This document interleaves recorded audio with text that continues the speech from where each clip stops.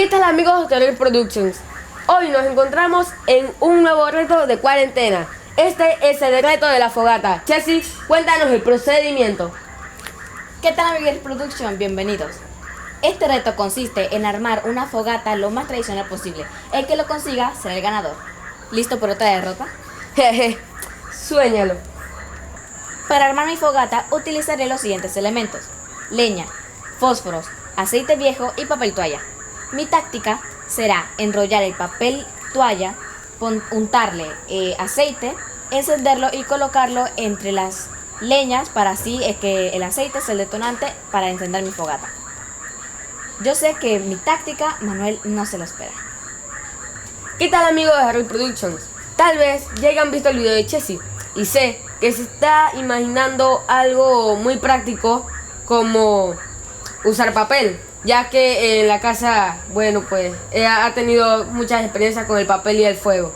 Así que yo utilizaré algo con un poco más antiguo del papel, que será utilizar pequeños pedazos de leña y amontonarlos primero. Luego utilizaré un fósforo y los encenderé. Pondré leña más grande encima y así obtendré mi fogata. Las reglas del reto ya fueron dadas.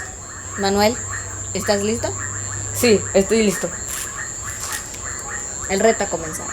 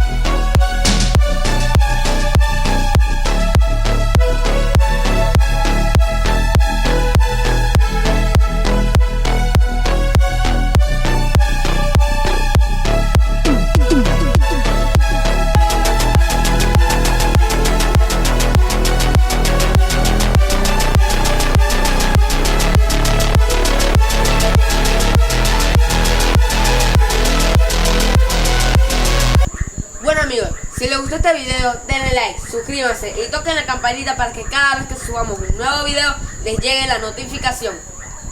Oye Manuel, ¿sabes? Yo creo que esto fue un empate. Sí, tienes razón, pero ¿sabes qué? Dejemos que producción lo decida. Bueno amigos de Production, estén pendientes porque pronto se acerca el próximo reto.